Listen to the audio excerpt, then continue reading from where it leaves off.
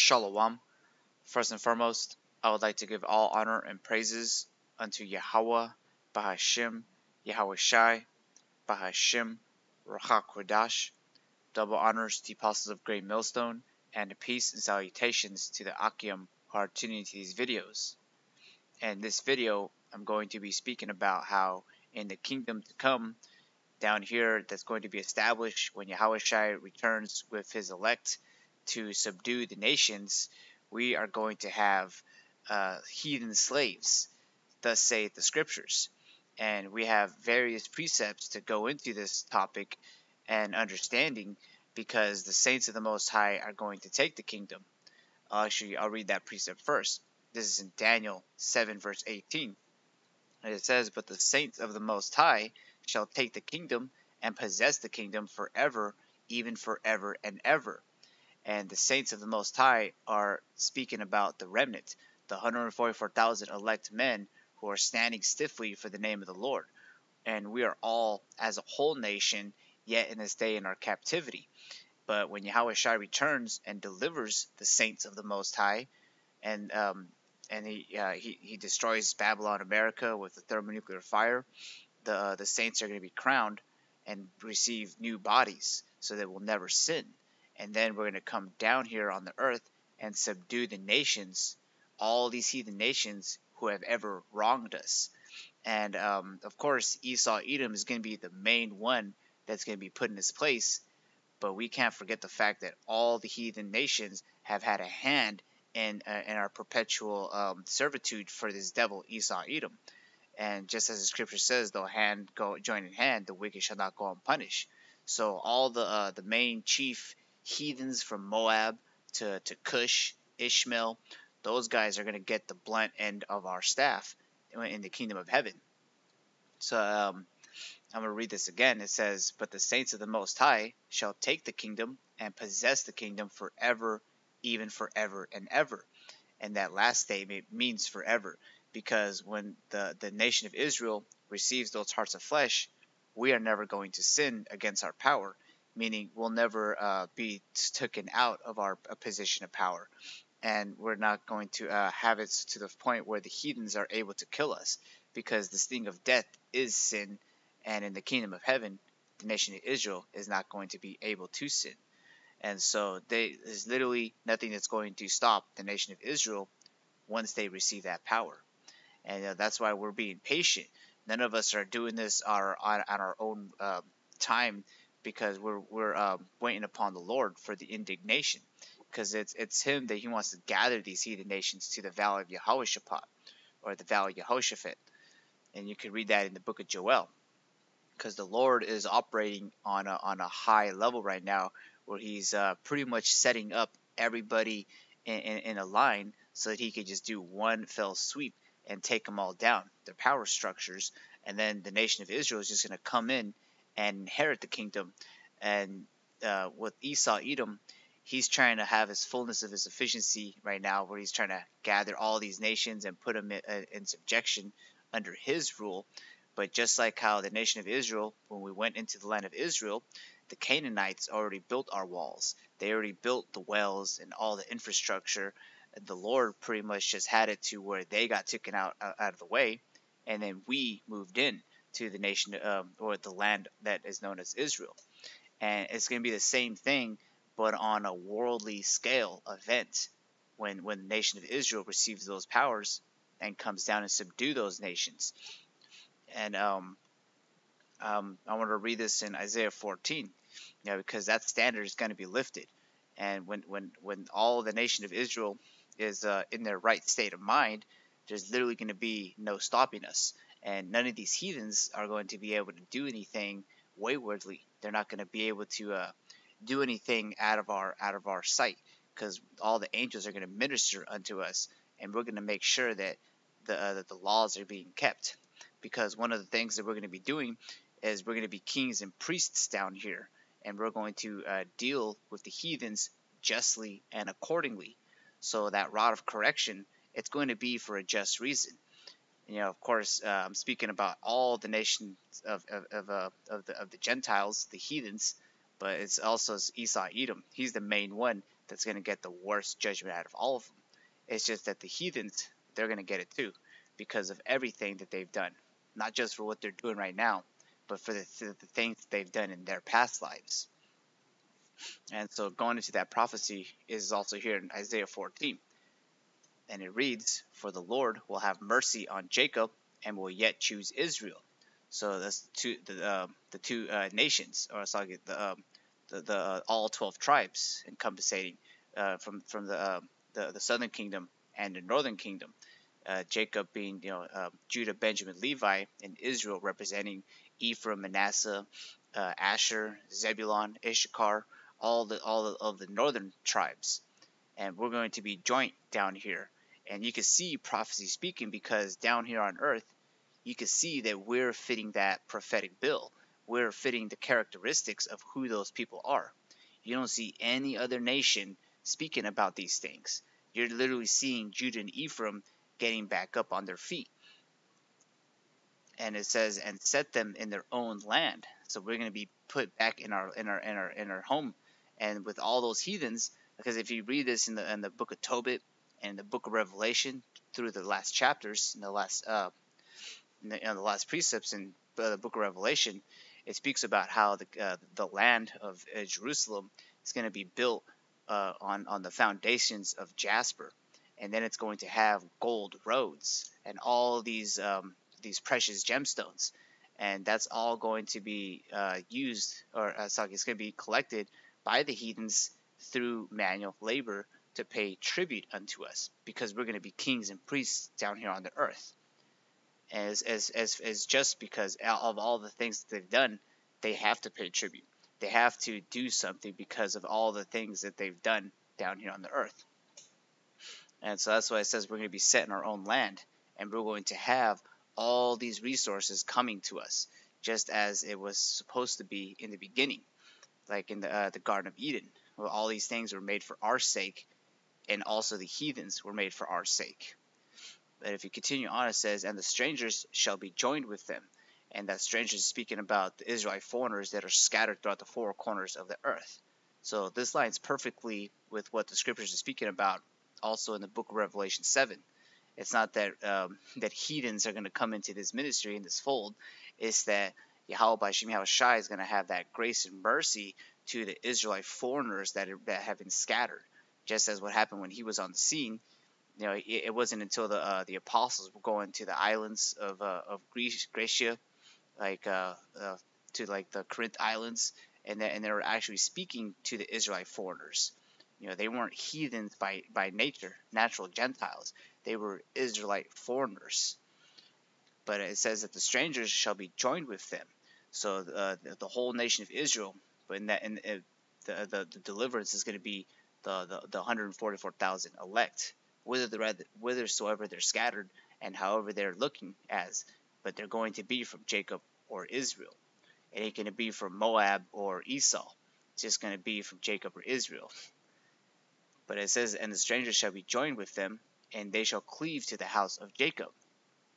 Speaking about the tabernacle of David, because David had all those mighty men from all 12 tribes. But verse 2 says, and the people shall take them and bring them to their place, and the house of Israel shall possess them in the land of the Lord for servants and handmaids. And so right here, the people that it's speaking about are those heathens that are going to have to pay tribute to us, that are going to have to work for us. You best believe all of the Israelites have a lot of creative ideas on what we got you guys to be doing. It's going to be farming, mining, making garments, you name it. Because right now, it's so limited our imagination, because like the things that we think of right now is incomparable to how it's actually going to be. Like just like how the hell that we're catching right now, it's going to be incomparable to what we're going to receive in the kingdom, because all these heathen nations are going to minister unto us. So I'm going to read verse 2 again from the top. It says, and the people shall take them and bring them to their place, and the house of Israel shall possess them in the land of the Lord for servants and handmaids. And they shall take them captives, whose captives they were, and they shall rule over their oppressors. And so all these captives, the people, all the because it's not just Esau, Edom, it's all these heathen nations that are above us. Because just right now we're under the curses. We're going to be the tail, and they're going to be the head. And so basically, from the tail going on up, it compensates all those heathens. And so it just as the scripture says, whose captives they were, and they shall rule over their oppressors. Because all these heathens are oppressing us to this day. Yeah, I'm not going to get into the full details right now, but because right now the main target is Esau, Edom, but I got this in Psalms 83.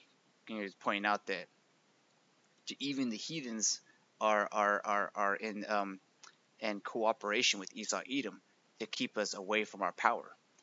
And this is in Psalms 83 verse 1. It says, "Keep not thou silence, O Yahweh, hold not thy peace, and be not still, O Yahweh. For lo, thine enemies make a tumult, and they that hate thee have lifted up the head. They have taken crafty counsel against thy people, and consulted against thy hidden ones. They have said, Come, and let us cut them off from being a nation, that the name of Israel may be no more in remembrance." And that's why every corner you go, well, every corner store you go, even where the tribes are at, that's where it's going to be easy to sin. Because these heathens and Esau leading the charge, he's making sure that the nation of Israel is filthy, profane, and disgusting in front of the eyes of the Lord, whether it be with the food they eat or the ideologies that they put on us. None of those things are what we're supposed to be following after. And so they're making a tumult together to make sure that we look terrible in front of the Lord. Just as it says in the book of Revelation, the accuser of thy brethren, because Esau is the main one leading the charge to accuse us in front of our power, to make us look like we're just a bunch of disgusting Gentiles just as they are. And in verse 5 it says, "For they have consulted together with one consent, they are confederate against thee." And then if you read down here from verse 6 onward down, it lists all the heathens. And the main one that it lists is Esau, Edom. Because in verse 6 it says the tabernacles of Edom and the Ishmaelites of Moab and the Hagarenes, Gebal and Ammon and Amalek, the Philistines with the inhabitants of Tyre. Ashur also is joined with them. They have holped the children of Lot, Salah. So it's all these heathen nations. They're going to get that blunt end of the staff, just as it says here in Isaiah 14:2 and Daniel 7:18. There's not going to be one nation here on the earth that isn't going to be in subjection. Like if you think about that island, the Sentinelese Island, supposedly it's a bunch of Elamites that never contacted with the outside world because they're stranded on this island. Well, even they are going to pay tribute to the nation of Israel. Every knee shall bow for Yahweh by Shem Yahushai and Yasharallah. And so I got this precept in Jeremiah 25 verse 31. It says, "A noise shall come even to the ends of the earth." So it's all over, encompassing the whole earth. It says, "For the Lord hath a controversy with the nations. He will plead with all flesh. He will give them that are wicked to the sword, saith the Lord." So not only are we going to have some heathens that are going to be alive and put in chains, but a lot of the nation of Israel are going to be getting down, subjugating these people because they're not going to be profitable servants. It's just that they need to be killed on the spot for the wickedness that they've been doing and perpetuating down here on the earth. And it's because of the controversy of Zion. And in this precept it says, "For the Lord hath a controversy with the nations," because all these heathen nations had a hand in our slavery. Even going back to the time when we fell from our power, when we were put into slave ships, starting from the northern kingdom with Ephraim over here on the islands. When Christopher Columbus came here, he enslaved the indigenous people of the Americas, and then he took them back to Europe. And then that's when Esau, Edom started to take down the southern kingdom that were scattered throughout Africa. So all these people, they all had a hand in that. And so this is in Revelation 13 verse 16. It says, Saki, it's actually I want to get Revelation 13 and 10. And it says, "He that leadeth into captivity shall go into captivity. He that killeth with the sword must be killed with the sword. So all these people that led us to captivity are going to be led into captivity. And all these people who had blood on their hands, pursuant to in the book of Numbers, I believe it's in Numbers 25.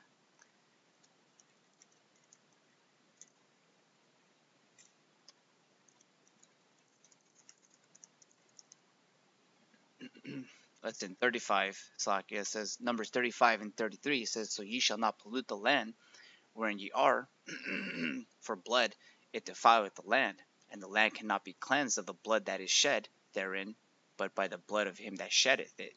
So the people who shed the blood of the saints, in the past lives, they're going to be met with the sword, and the rest of them, they're going to be met with the blunt rod, the back end of the sword, if you will, so that they can be led into captivity for servants and handmaids. So it's going to be a lot of killing and a lot of enslavement that's going to happen in these days. And this is also, mind you, in the New Testament, in Revelation. So all these precepts line up together. And then also, the Lord is not a man that he should lie, because I'll read this in Numbers 24 in a bit. But it's because this is a prophecy that hasn't happened yet. So this is Psalms 58, verse 10. It says, "The righteous shall rejoice when he seeth the vengeance.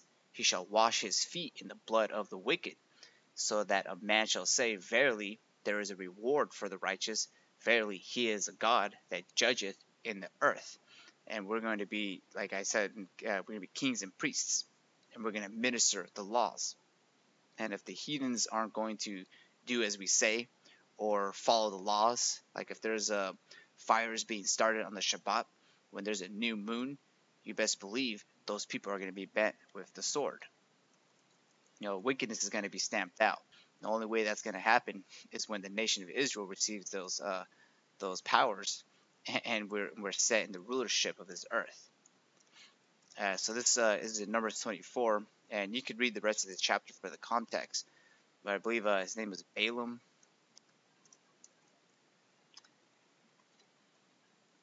Yeah, so Balaam, the son of Beor, had said that, you could read this yourself, because it's speaking about how Balaam, he went to go to the king of Moab, and his name is the Moabite king. His name is Balak. I get them mixed up sometimes. Yeah, but so king of Moab, as the nation of Israel was leaving Egypt, he observed that was a great number of people, and he wanted to send a curse upon us as we were leaving Egypt. And then Balaam was a sorcerer, if you will, and he was able to curse us. But then the whole scenario that played out was that he was not able to, because no enchantment is going to overthrow us. You can't enchant Jacob. But I'm going to start in this and then jump down. This is Numbers 24, verse 10.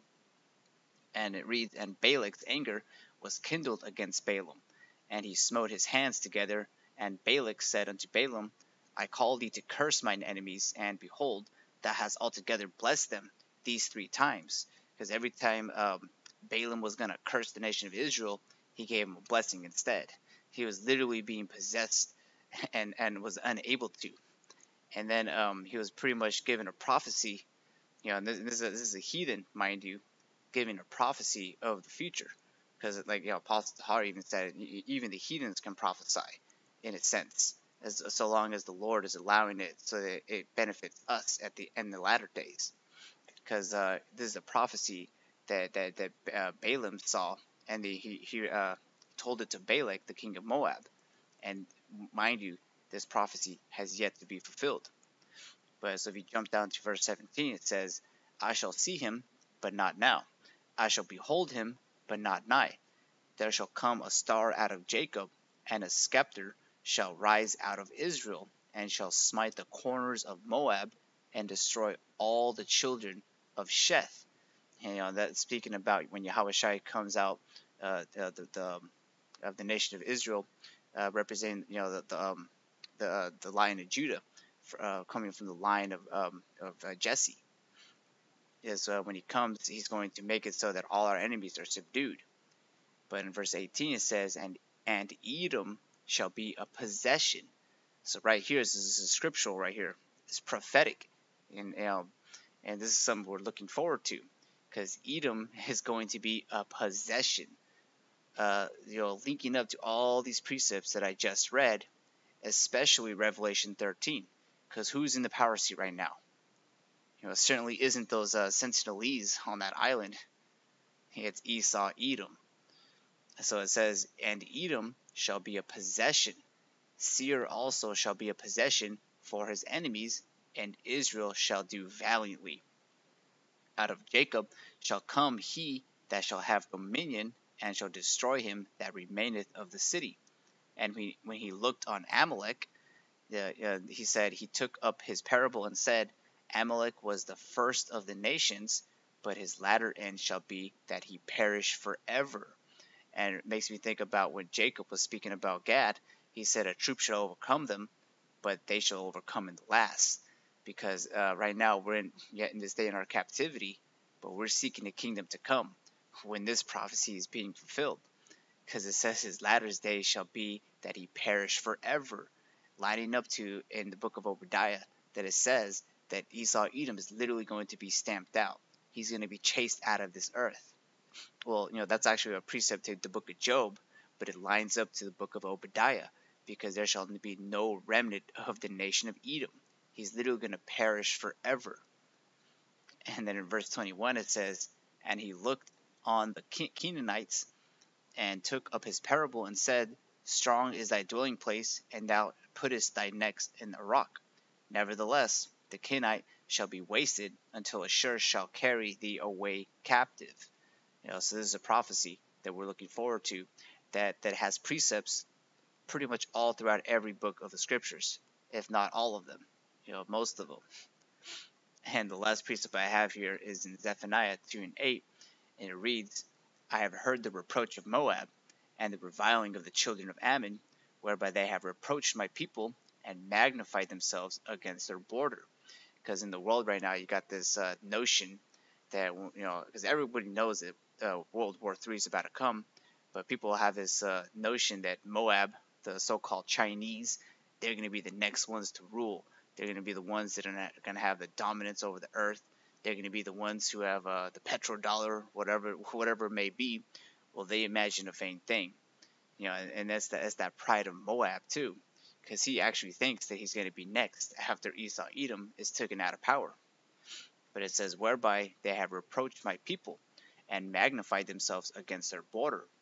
Therefore, as I live, saith the Lord of hosts, of the Most High of Israel, surely Moab shall be as Sodom, and the children of Ammon as Gomorrah. So it's saying that those places, those where these nations are going to be at, it's going to be just like Sodom and Gomorrah, just like how Babylon is going to be as Sodom and Gomorrah, meaning when World War III pops off, their power structure is going to be hit with thermonuclear fire. So there's going to be no way these nations are going to be able to have dominance over the earth. And then finishing off, it says, even the breeding of nettles and salt pits and the perpetual desolation, the residue of my people, the nation of Israel, shall spoil them. So that's another precept. And then finishing it off, it says, and the remnant of my people shall possess them. So we're going to spoil them and possess them for the controversy of Zion. And so with that, I'd like to give all honor and praises unto Yahweh, Bahashim, Yahweh Shai, Bahashim, Ruach HaKodesh, Shalom Akim.